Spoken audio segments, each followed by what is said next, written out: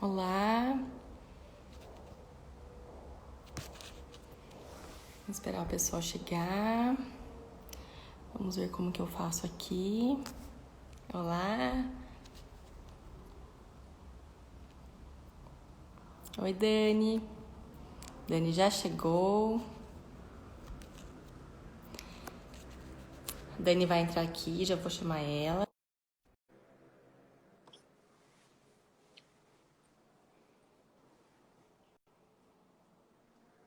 Oi, Mar. Aê. Experiência zero aqui na tecnologia. Não sei como faz para gravar, onde eu aperto para ficar salvo. No final aparece. Fica tranquila que vai dar tudo certo. Ótimo. Porque eu sempre faço no dos outros, eu descobri hoje. Falei assim, nossa, eu nunca fiz no meu, nunca tinha pensado nisso. No final aparece, você vai tirar de letra. Fica tranquila. E aí? Tudo bem? Como passou o dia, mêsversário? Ai, correria, né, menina? Muito, sempre. É, Vou mas esperar um pouquinho. Aham. Pode falar. Dá sempre tudo certo, né, no final. Dá. Aqui já foi comida, a criança tá lá com o pai para tomar banho, para dormir, e a gente aqui. Ela fez até uma música para eu vir para trabalhar. Mamãe vai Não é trabalhar agora. assim, ela tá uma graça. Ah, tá. Vai dar de bom. Vai chegar lá. É, passa tão rápido, meu Deus. Sim, muito rápido. É. Bom, vamos começar com algumas perguntinhas aí. Então, primeiro vamos se apresentar, né? Quem que Uhum. é? A enfermeira Daniela Daniele. É, enfermeira, né? Estudei com a Marcela na faculdade. Sou consultora em amamentação, estou entrando nesse mundo aí agora, né? E me apaixonei mais ainda pela amamentação depois que eu tive meu bebê, que hoje está fazendo 4 meses, e resolvi seguir ajudando as mamães aí com dificuldade para amamentar a conseguir realizar esse sonho, né? Porque não é uma coisa fácil, realmente. Nem pra gente, né? Que entende da coisa, que estudou para isso, né? Sim, Quando você nada se fácil. vê lá no Vamos Ver, você fala, vixe, é bem mais difícil do que o livro conta, né? Então, Com toda certeza, gente. Ser profissional torna tudo muito mais difícil, tudo mais muito, complexo. muito. Eu queria muito saber pouca coisa, assim, porque acaba que é frustrante, né? Quando você não consegue, quando não dá certo. E não é uma coisa que não depende só da gente, depende do bebê também, né? Então, complicado. Mas no fim a gente se encaixa, a gente se entende e acaba dando certo, né? No final tudo dá certo, dá-se um jeito para tudo. Sim. Bom, de mim, né, para quem não conhece, meu nome é Marcela, eu sou enfermeira de formação, me formei com a Dani na Unifesp, na turma 68, com muito orgulho. Né? Estão sempre participando das coisas, as meninas. A E Mari tá aqui também, a Crema, acabou de entrar. pode entrar. O pessoal tá chegando. E eu trabalhava na oncologia, né? E depois da maternidade, eu sempre desde a faculdade era da área de saúde da mulher. E voltei para a saúde da mulher depois que a minha filha nasceu, né? E durante a gestação que eu fiz o curso de consultora em amamentação, estudei muito, muito, muito. Mas eu pensava assim, como tudo para profissional é mais difícil, né? Eu pensei que ia dar todas as, desculpa as palavras, merdas na minha gravidez, que eu preparei tanto para o parto natural, né? Quanto para a amamentação. E não sei por que cargas d'água deu tudo certo. Mas eu tinha essa, assim, como eu sou profissional, vai dar tudo errado, né? No final deu, foi tudo como mais ou menos eu esperava. Não que foi fácil, né? Mas foi, É, atendeu as minhas expectativas, graças a Deus. Sou consultora em amamentação, estou fazendo a pós de saúde materna e infantil agora, né? Então termina daqui um ano mais ou menos, por causa da pandemia deu uma atrasadinha aí. E estamos aí estudando todos os dias, porque precisa estudar muito nessa área, né? sente. E vamos lá, vamos seguir nos estudos, para a gente poder ajudar melhor essas mães aí. Trabalho com auriculoterapia e laser terapia também. Vamos começar então a responder, Dani? Vamos lá, Mar. Bom, vamos começar pelo menos pelo que a gente propôs, e depois eu vou entrar com as perguntas que mandaram para mim ou as que surgirem durante a live, tá bom? Combinado. Primeira pergunta é: amamentar dói? A tradicional pergunta. Dói, Dani? Dói. Dói, não é fácil, né? E ninguém conta. O pior é que ninguém fala. Todo mundo fala que você não vai dormir nunca mais na vida. Ninguém fala que amamentar dói, né? Ninguém conta. E dói, assim.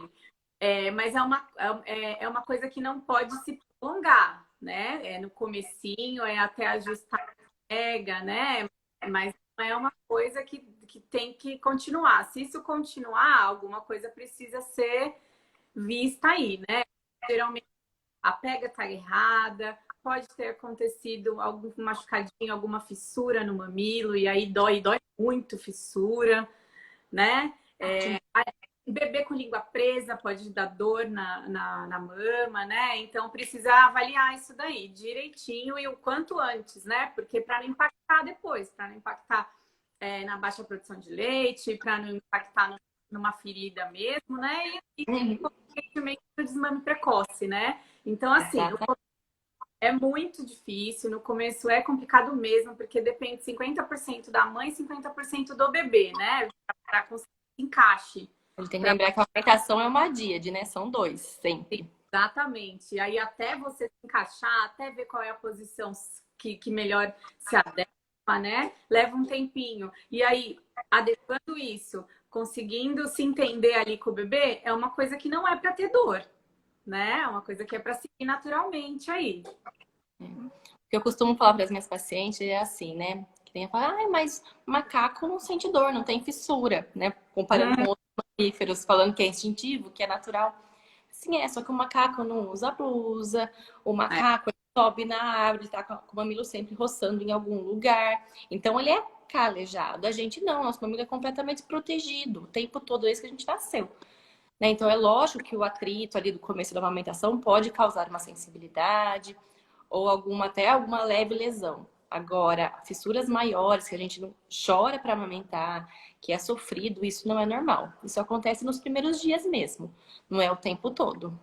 Então, isso que a gente tem que verificar também, né? Uma dor que se estende por muito tempo não é normal. Peraí. Fala, filha. Oi, boa noite. Um momento.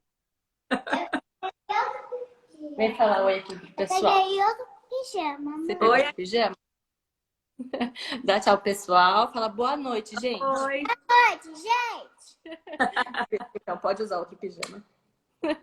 Que linda. Vai lá, papai agora. Oi. Você me deu Obrigada. Você também. Dorme com Deus com os anjinhos. Olha, cenas de amor. Ela adora o celular. Adora gravar.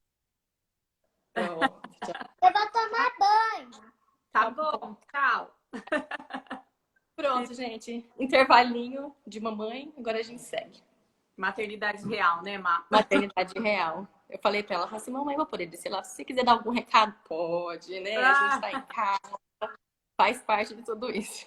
Com certeza. Então, voltando à amamentação, essa leve dor no começo, ela sim acontece, mas ela não pode se estender por muito tempo, né? Se estiver se estendendo, muito machucado, é uma sensação de dor no mamilo que a gente puxa até para trás. Você não consegue nem oferecer.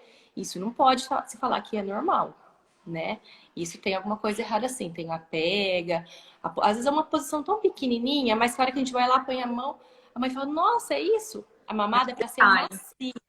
Não é para parecer que tem serra na boca do bebê, né? Então isso é importante que a gente saiba. E saiba quando chamar um profissional. Isso aí. Né? Vamos lá, parte 2. Mais alguma coisa para colocar? Acho que não, acho que é isso. A segunda pergunta sobre redução e prótese de silicone, cirurgias mamárias.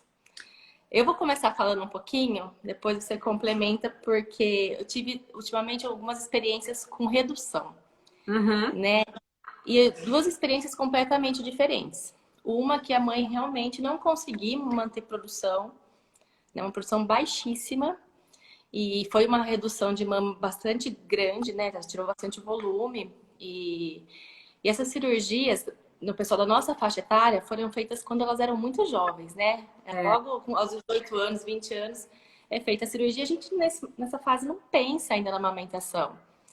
E essa mãe não conseguiu amamentar mesmo, foi insustentável porque a produção era muito baixa. Então, mesmo complementando, foi muito difícil. E uma outra experiência foi completamente ao contrário. Também foi uma cirurgia quando ela era mais nova e ela está amamentando. E ela mantém uma produção, ela consegue extrair na bomba. Tirou um bom volume, mas ela conseguiu aumentar. Então, quando a gente fala em cirurgia mamária, a gente tem que realmente avaliar caso a caso. Porque ela interfere? Sim, interfere. Mas não é determinante, né? Eu sempre penso nisso. Pode falar, Dani. Agora você, só que contar essas experiências. Depende da técnica que foi usada, depende se teve lesão de ducto. Geralmente vai ter, né? Porque corta ali, né? Por mais que se você corta ou total, né, em volta amarela ou parcial, você acaba lesionando, né? Então a produção vai ser menor mesmo. Eu acho que vale eu lembrar aqui, mas as pessoas, é que se você tem alguma cirurgia na mama, seja prótese de silicone, seja redução de mama, eu acho que é importante informação, principalmente. Então, a teoria de amamentação precisa começar no pré-natal, para a mãe saber o que vai esperar pela frente, né? Eu acho que é uma dos caminhos mais difíceis, assim, mais penoso, né?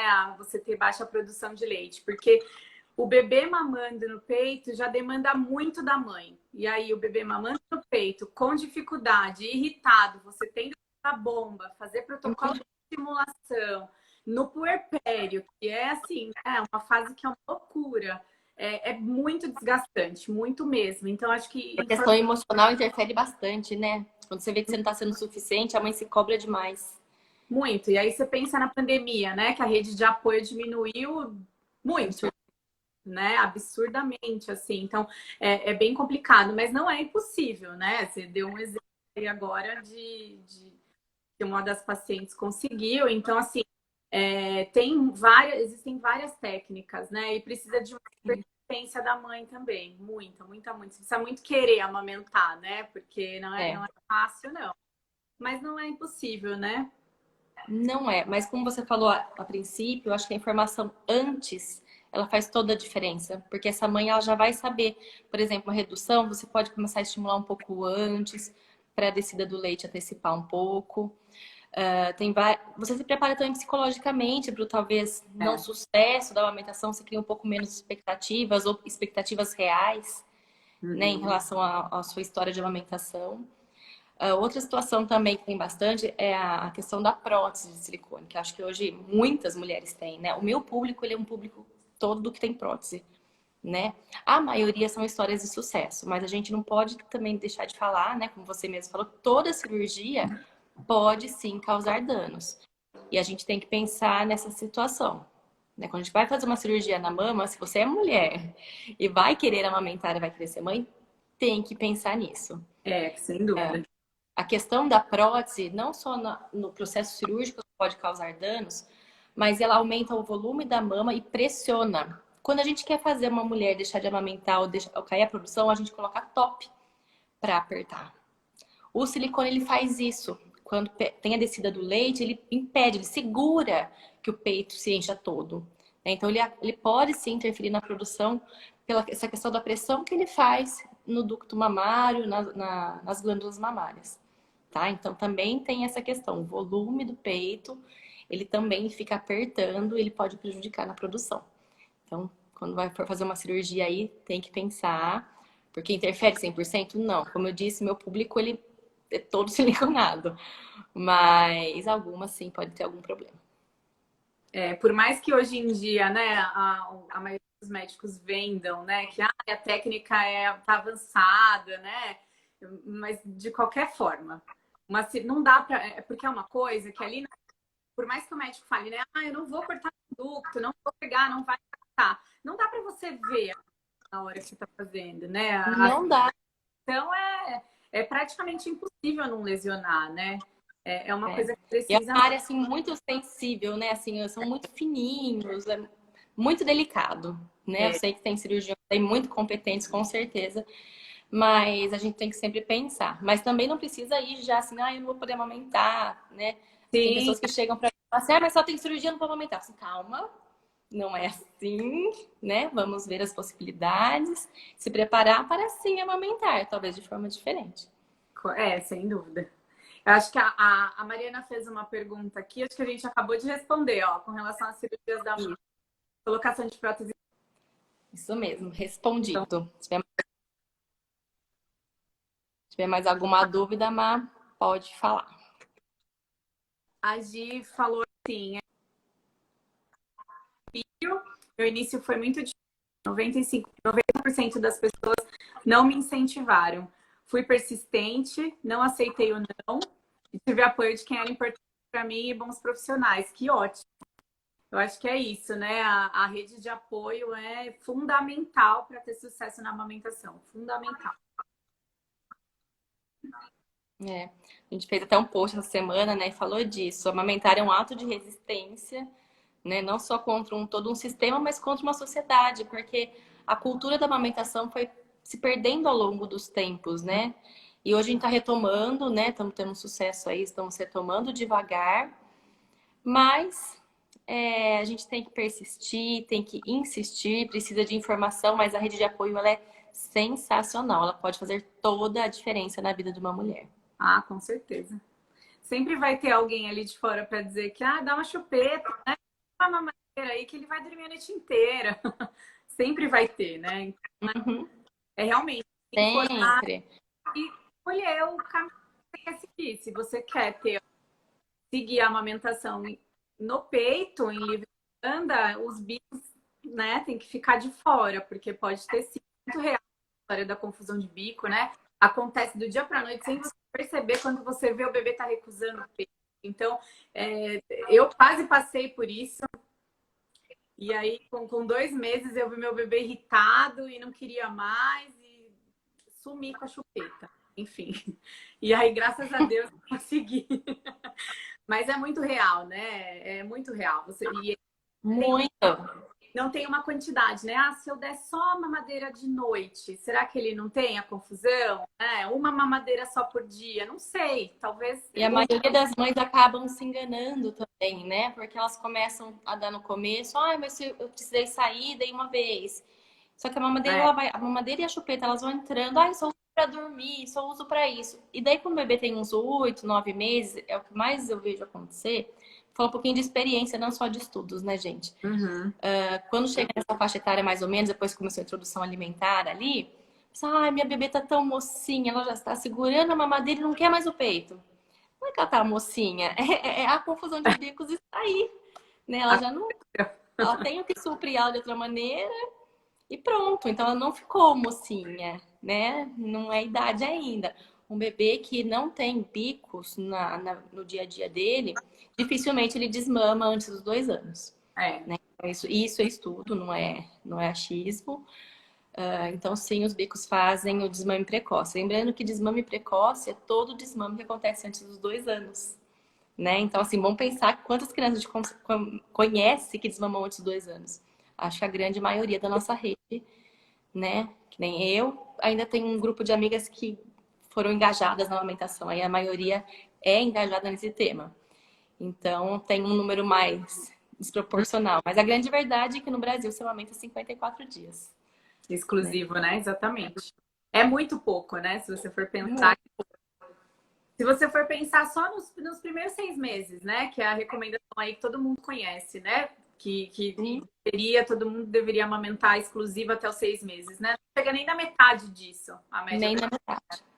Isso é triste, né? 54 dias é muito pouco. Muito. E é uma média, assim, que a gente precisa superar muito, muito, muito, muito, para chegar pelo menos aí nos 6 meses de amamentação.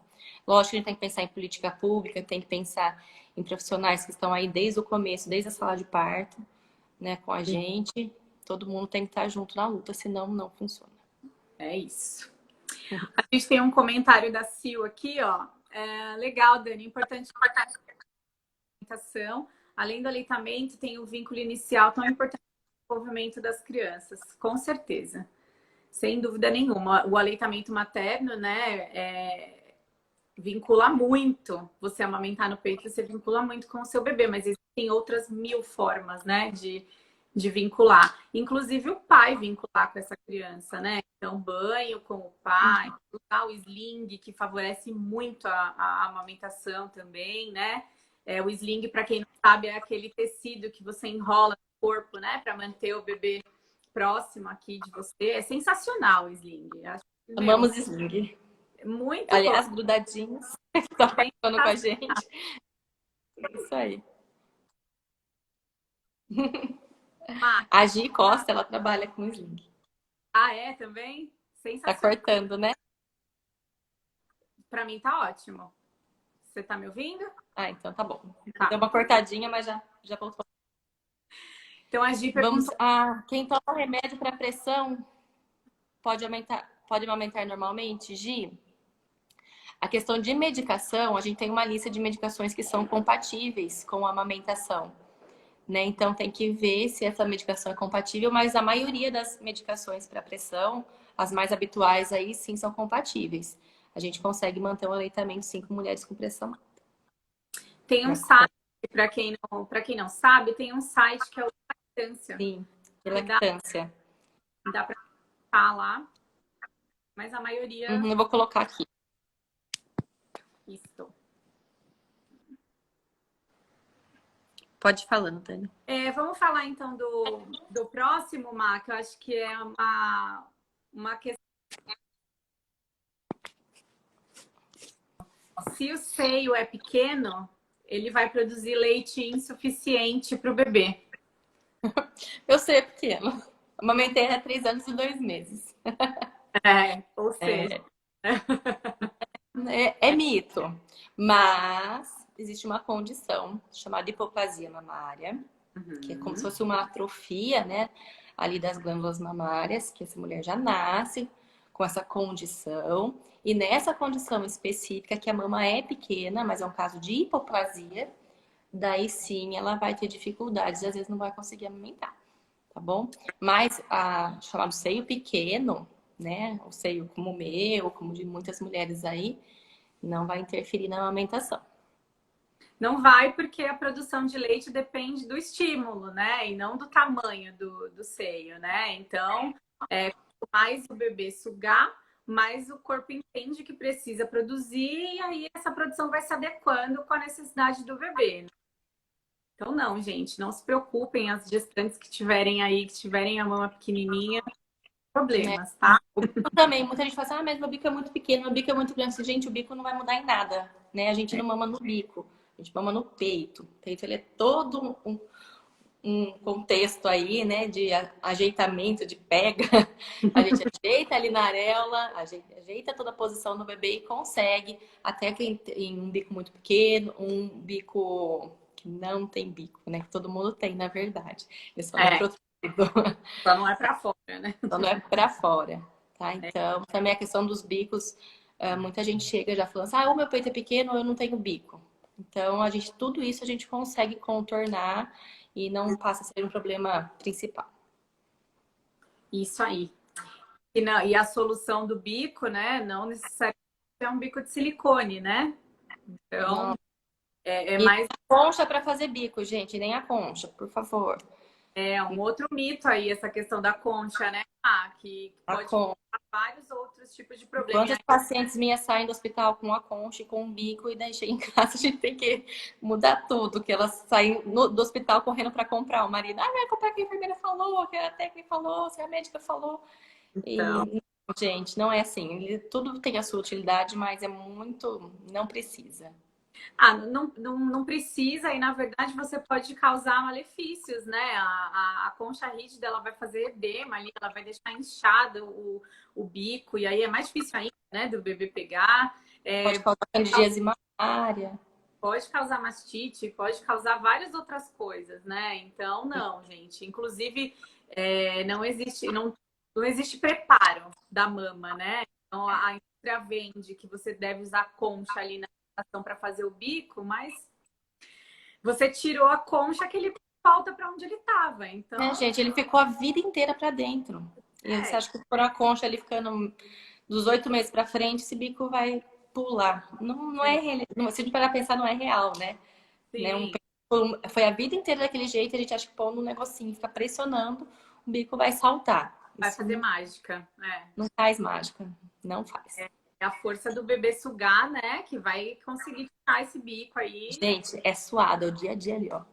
É neném na teta que vai. Faça isso aí. Acho que isso, né, Má? Isso. Falar então, da questão de horário para mamar.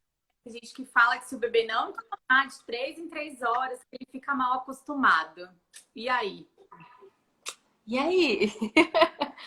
Bom, gente, a gente sabe hoje há algum tempo, que a livre demanda ela é importante para a regulação da amamentação, né? Então, se a gente pensar que a gente vai colocar horário no bebê, a gente já não está amamentando em livre demanda, né? Muita gente não sabe o que é livre demanda. É oferecer o peito sempre que o bebê precisar, ou mesmo a mãe, tá bom? Quando a mãe tá lá com o peito cheio, às vezes o bebê até já mamou, mas se ele aceitar, ele ajuda a ordenhar para não empedrar no começo, quando ele tenha descido do leite. Então, assim, é para necessidade da mãe e do bebê ali, às vezes, tá bom? Mas é a demanda, né? O que a gente necessita, o bebê precisa. Se a gente coloca horário no bebê, a gente está fazendo o que o bebê precisa, né? A gente não tá. Então, quando a gente para de obedecer o ritmo do bebê, seu corpo não vai entender o que ele tem que produzir, né? Ah, eu vou produzir quanto? Não sei, no mama de 3 em 3 horas, mas qual que é o ritmo desse bebê, né? Você acha que na barriga ele fala, quando eu nascer eu vou mamar de 3 em 3 horas, de 2 em 2 horas. Isso não existe, né? Então, não, o bebê ele precisa ser amamentado, não só por fome, mas também por vínculo, por necessidades de sucção que ele tem. Então, quando a gente não oferece o peito em livre demanda, a gente também impede todo esse processo. Tá?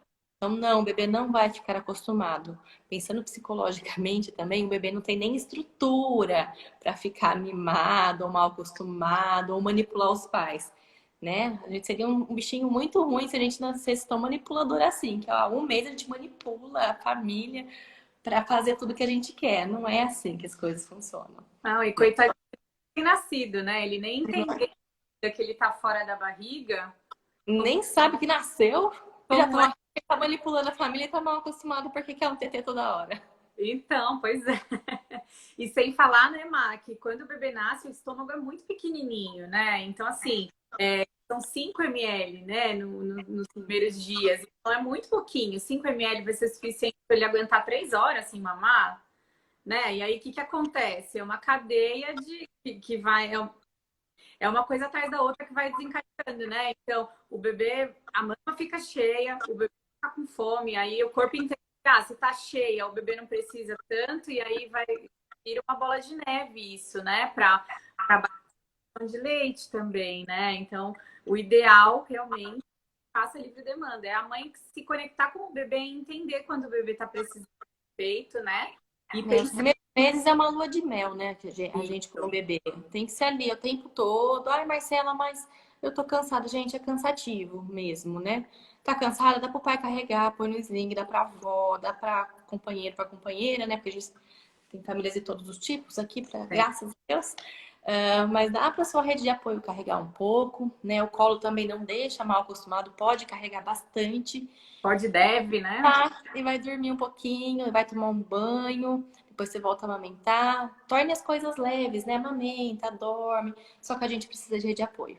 Senão, não amamenta, não dorme. Mesmo porque, né, a única coisa que é da mãe é amamentar, né? Os outros cuidados com o bebê, a rede pode fazer sem problema nenhum, né? Para isso ser mais leve. Porque não é cansativo, sim. Isso passa, né? Tudo passa. Mas os primeiros 3 meses, principalmente, é bem cansativo. O bebê depende bastante da mãe e amamentar desgasta bastante a gente, né? Então, precisa Eu falo ter. isso por experiência própria. Foram 3 anos. Inclusive, a amamentação noturna é muito exaustivo, eu sei. E minha filha acordava, gente. Ela acordava até os 3 anos e meio de madrugada. Né? Mesmo depois que desmamou, ainda continua acordando. Então, assim, todo o sucesso. Minha filha, ela dormia. Só que ela dormia, acordava, mamava, dormia, acordava, mamava. Não é uma criança que acordava para brincar, mas acordava para mamar. E isso foi até 3 anos. Ah, bom, ela desmamou, ela não tinha dormido a noite inteira.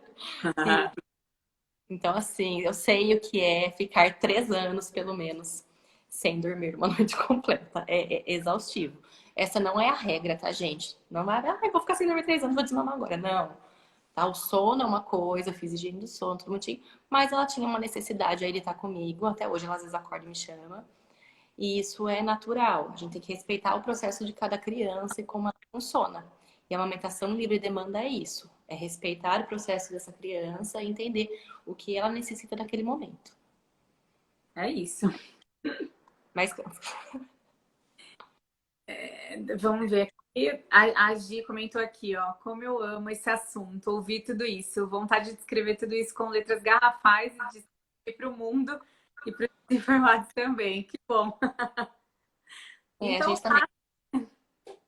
estamos em plena Semana Mundial da Amamentação, né? A gente pode, com certeza, gritar para o mundo aí essas informações, sem dúvida, para tentar absorver mais pessoas, né? Para tentar convencer mais pessoas e ajudar as outras mães, né? Que estão com dificuldade. Sem dúvida, coloque, grite mesmo, escreva nos garrafais. E pede ajuda. É isso aí. A Mac. Meu filho também acorda para mamar ainda, 2 anos e 2 meses. Gente, o meu filho tá com 4 meses e ele dorme a noite inteira. Que inveja, morram de inveja da Dani. Então, mas eu tenho essa experiência para te contar. Mas não perca, um dia acontece. Quando aconteceu de dormir uma noite inteira, não tem sido noite inteira de verdade, tá? Não é 6 horinhas, não. Hoje dorme 11 horas, né? De sono. Ela dorme entre as 9 horas e acorda lá pelas 8. Então, maravilhoso. Né? Nem Quando acontece, a gente até estranha, sabia? A gente fala, nossa, tá alguma coisa criança morreu. Será que tá respirando? Porque ele não acordou ainda. Eu tive isso. Eu falei, nossa, Dani, conta o segredo. Não sei, foi automático, assim. Um dia ele dormiu a noite inteira e passou a dormir a noite inteira. Assim, né? Ele não dorme 11 horas. Ele dorme Não, é muito pequenininho para 11 horas ainda. Ele dorme às 10 da noite e acorda às 5h30, 5. Dá para descansar tranquilo. Assim. Mas foi natural. Ele tentou... Ele nasceu, a gente tentou cama compartilhada, mas eu fiquei muito insegura, com medo de virar em cima dele, enfim. E aí a gente faz quarto compartilhado hoje. Então ele dorme lá no meu quarto, mas no cantinho dele, né? E dormiu sozinho. Ele dá uma resmungadinha à noite, mas dorme, acorda às 5h30 da manhã, almocinho já. Eu sofri bastante. Na época de salto de desenvolvimento, ainda pico de crescimento. Misericórdia. Teve dias de acordar de 1 em 1 hora. Daí a gente dorme junto. E eu não faço cama compartilhada, mas assim, eu praticamente dormi, muitos períodos eu dormi no quarto dela com ela. Né? Aqui não rolou cama compartilhada porque eu ficava olhando o dia inteiro pra ela, a noite inteira, e isso não adiantava nada. Então, eu tirei. Eu ficava pra fora, eu quase caía da cama, assim, com medo de. E ele se mexia, fazia qualquer barulhinho, eu já olhava e não descansava. Então, aquela coisa, né? A gente precisa minimamente dormir, né? Pra conseguir cuidar deles. Então, pra mim, não funcionou também, cama compartilhada. Mas pra quem consegue, gente, é maravilhoso. Até pra amamentar, né? A mãe consegue descansar muito mais se amamenta deitada, né? Amamentar deitada não dá otite, tá? Pode amamentar deitado, tranquilo. É ótima posição. Graças à amamentação deitada que eu sobrevivi a 3 anos e 2 meses. Senão, não teria rolado. A tem muito deitada. Nossa senhora, a melhor posição é vida.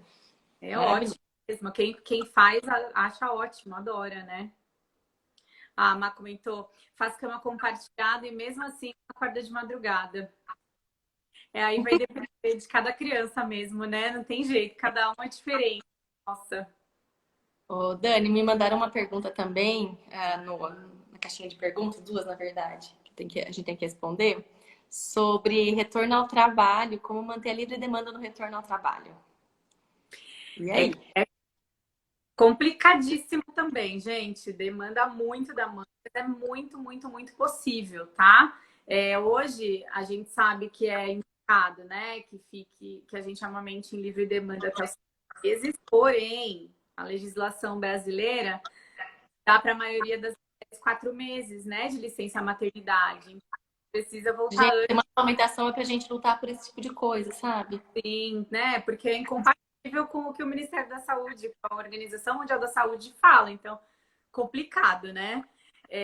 Mas assim, a gente precisa de planejamento, né? Para conseguir fazer essa volta ao trabalho e ter o aleitamento materno exclusivo, né? Precisa pensar numa rede de apoio, quem vai oferecer esse leite para o bebê, né? Com quem que vai ficar. E precisa de planejamento para você fazer a ordenha do leite, né?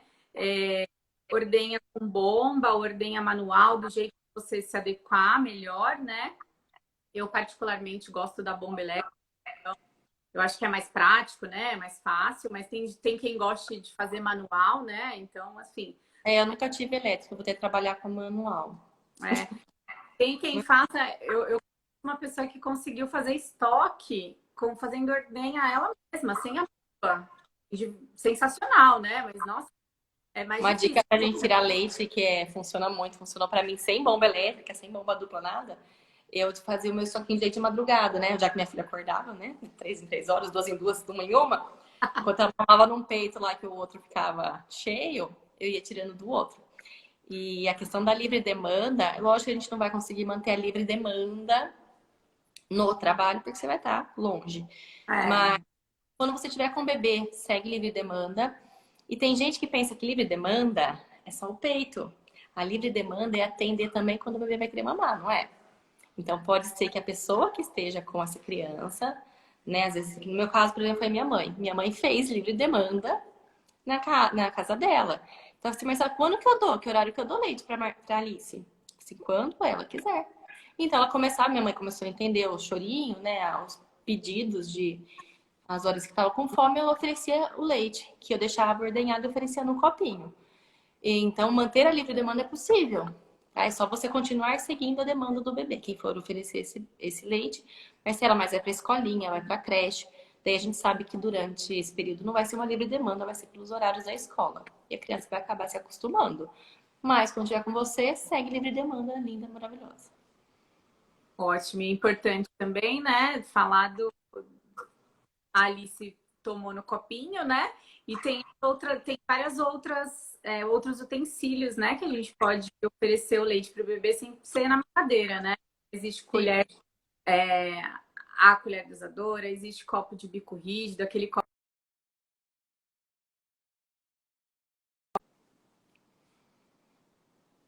para continuar amamentando sem o bebê recusar o peito tranquilamente nos períodos que tiver com a criança, né? Então dá. É corrida, é puxado, né, Má? Mas é importante, né? Puxado.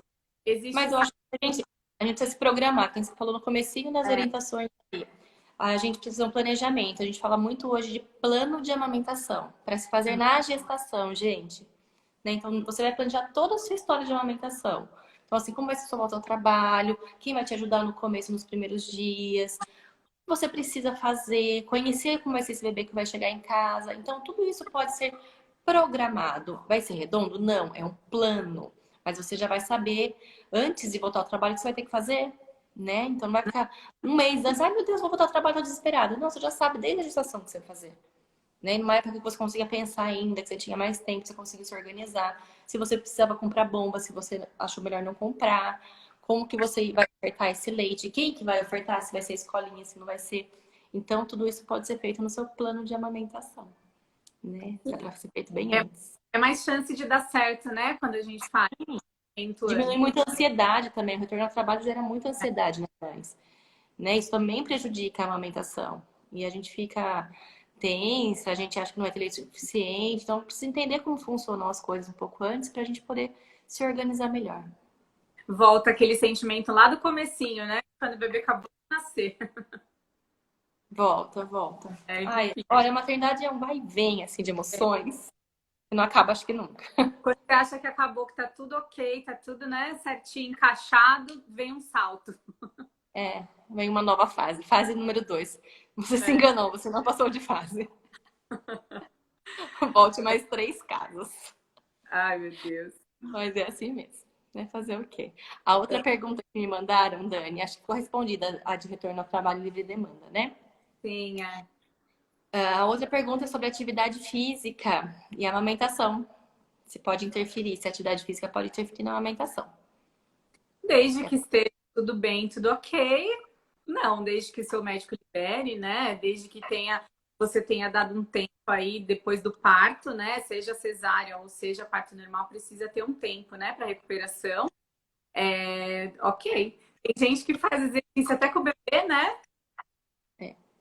O que a gente sabe é que o exercício físico de rotina, principalmente quem já era habituado a fazer, não interfere. Uhum. Tem os adendos no caso de superatletas, né? Eu pratico triatlo, alguma coisa assim, que é um gasto energético muito grande.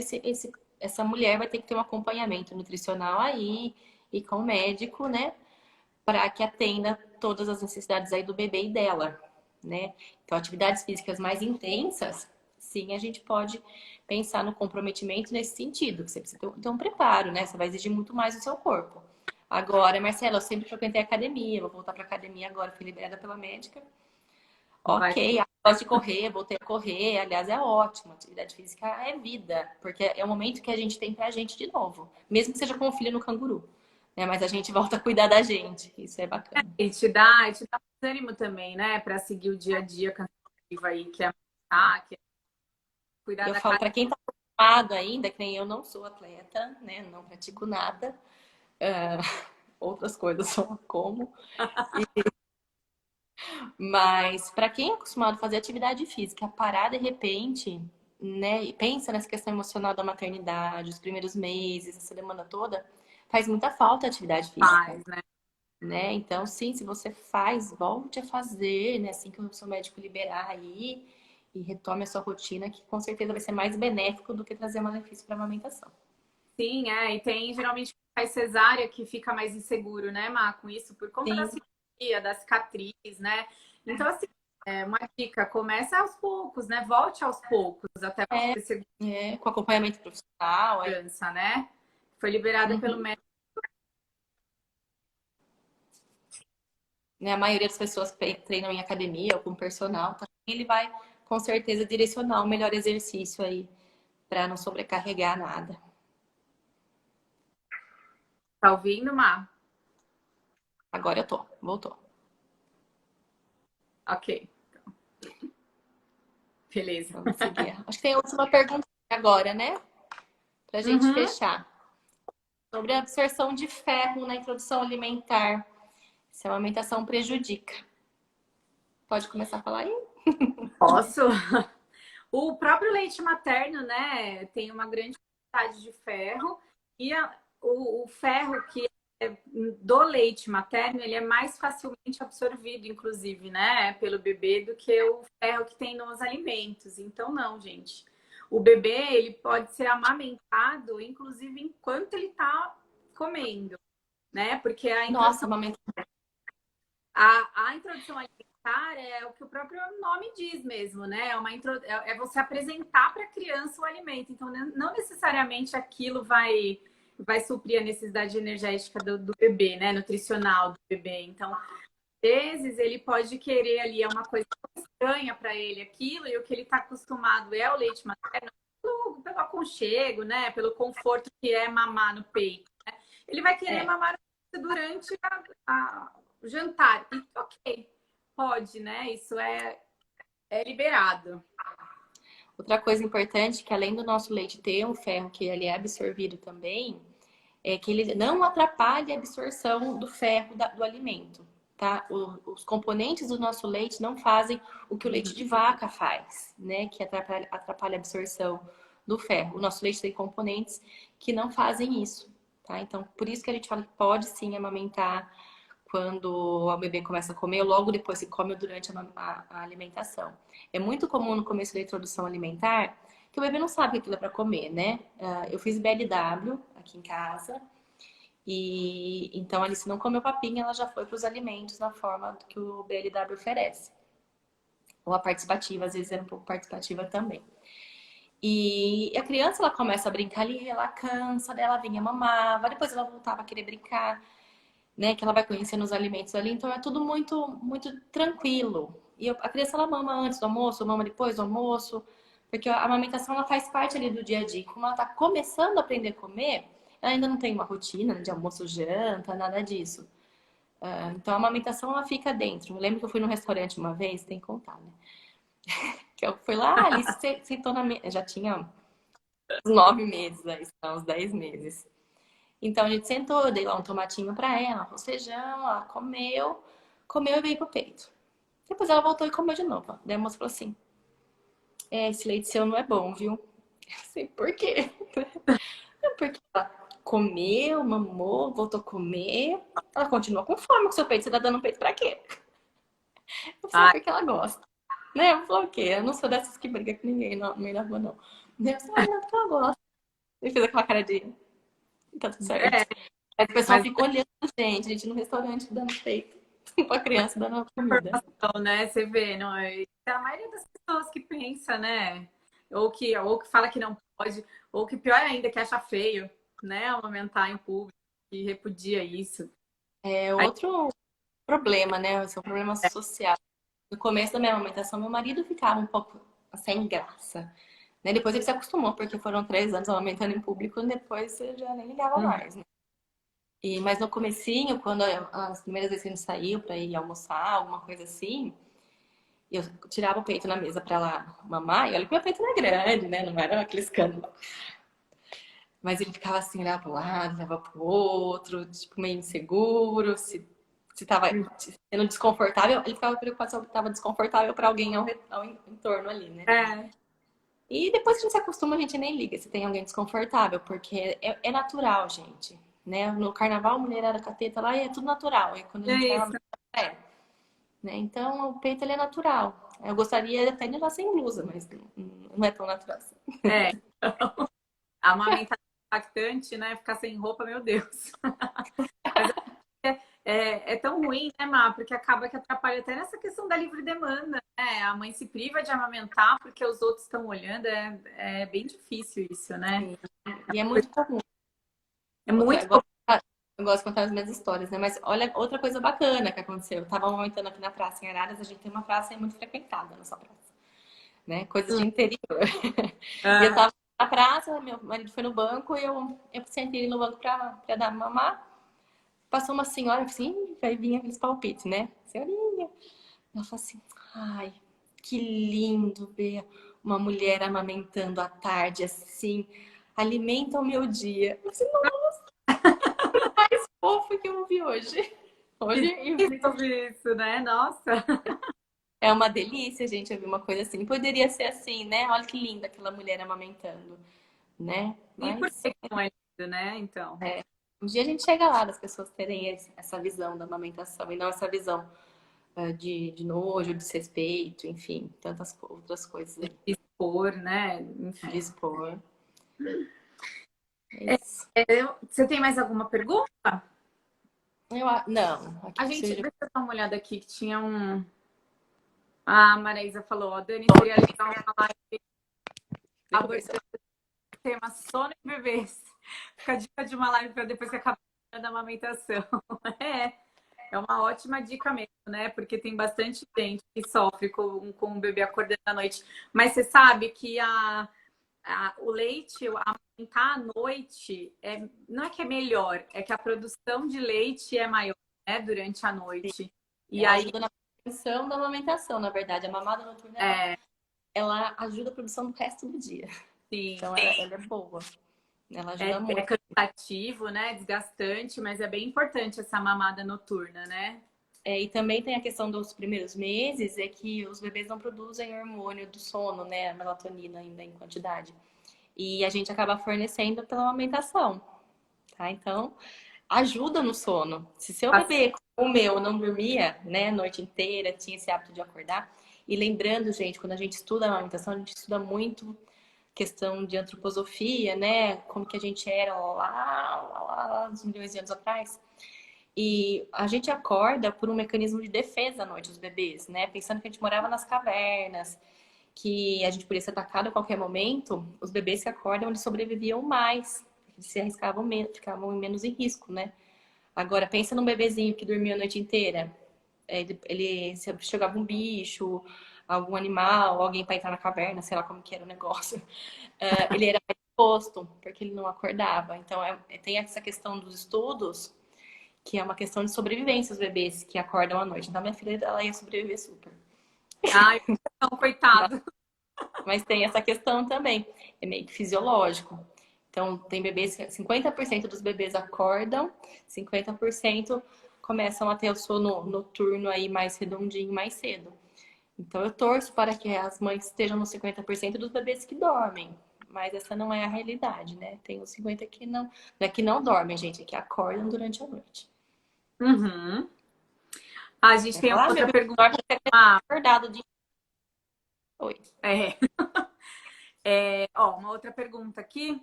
A gente tem tempo? Tem, né? Acho que sim, não sei onde tem o tempo aqui. Tem, falta 8 minutos. A Juliana perguntou aqui, ó. E os mitos referentes à alimentação da mãe e a influência no leite? Você quer falar? Falo sim. Primeiro que a gente não tem nenhum estudo que comprove que um alimento faz mal para o bebê, que a mãe consuma, tá bom? Então, assim, se eu comer repolho, vai ter cólica, se eu comer feijão, vai ter cólica, se eu comer chocolate, vai ter cólica. A gente não tem nada que comprove que esse alimento X faz mal para o bebê, tá? A gente tem em relação à lactose algumas coisas sim, tá? Pode ser que alguns bebês estejam mais sensíveis. Então, o que eu falo para a maioria das mães? Se você nota que quando você come determinado alimento, o bebê tem uma reação a esse alimento, você vai pensando em excluir da sua dieta, tá bom? Que nem no caso da lactose, tem uma influência aí com o sistema gastrointestinal do bebê? Tem, né? As cólicas, tem alguns que podem ter essa sensibilidade, mas não é regra.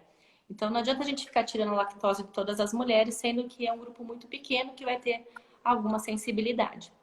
Agora, de resto, gente, eu falo, o pós-parto ele é tão difícil pra gente se privar de comer uma porcaria, né? Comer uma pizza, um arroz e feijão mesmo que você goste, que não vale a pena. Café, né? Comer um chocolate. Tem gente que a vida inteira toma café, não pode tomar café, Jesus. Né? Não é assim, mas você não pode tomar uma jarra de café, né? Você não pode comer uma barra de chocolate, porque vai fazer mal pra você mesmo. Por experiência própria até, né? Para você ter uma noção. Eu adoro café. E aí eu tomava na gravidez, eu deixei um pouco de lado, porque não aceitei muito bem, assim. E aí, depois que ele nasceu, quis voltar a tomar.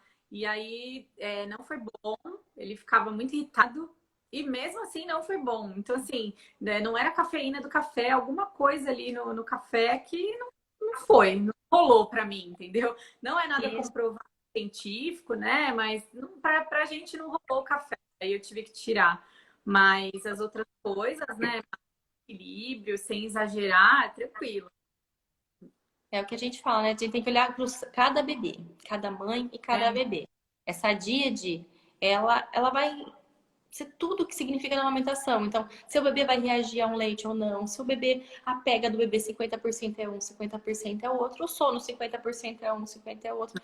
Tudo depende dessa díade, né? Então, a gente tem que ter um olhar atento. O bebê ele não vem com manual, infelizmente, né? Que bom, né? Porque pelo menos a gente para conhecer aquele serzinho que é de nossa responsabilidade. E quando a gente para olhar ele, para ver como ele reage, qual que é o ritmo dele, quando que ele mama porque ele tá com fome, quando ele mama porque tá com sono, quando ele mama porque ele quer carinho. Tudo isso é muito bonito, né? A amamentação é muito bonita por causa disso. Na verdade, o vínculo mãe-bebê é muito bonito por tudo isso. Né? Então a gente tem que parar para olhar. Esse alimento faz mal para o meu bebê?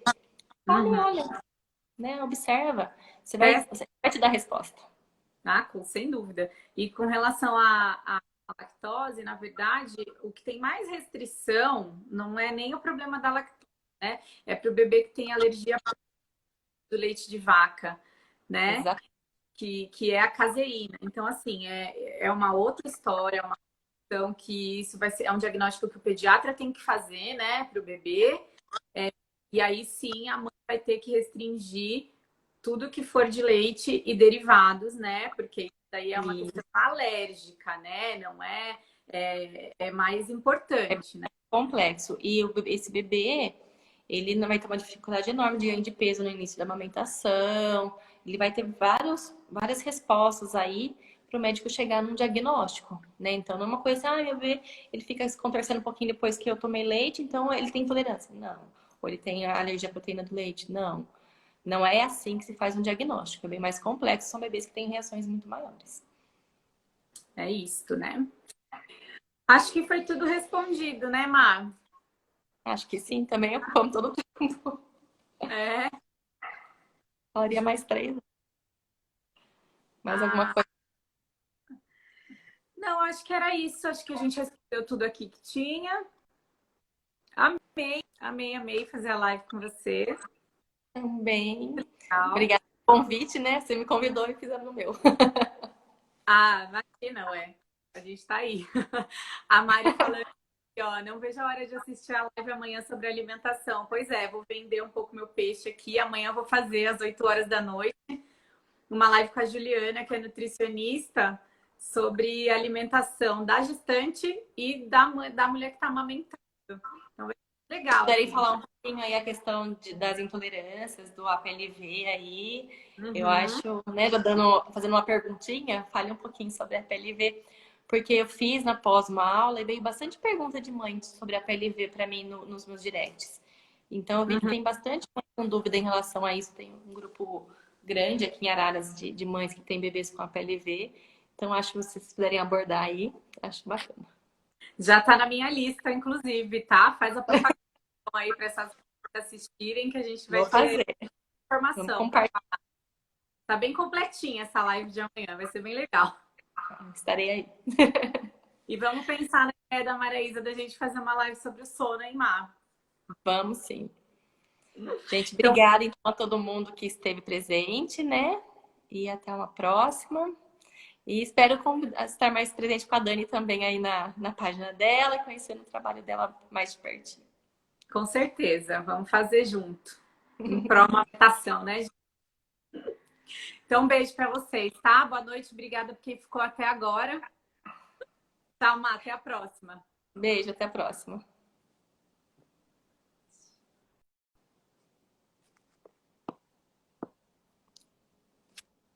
Tchau, gente. Obrigadão.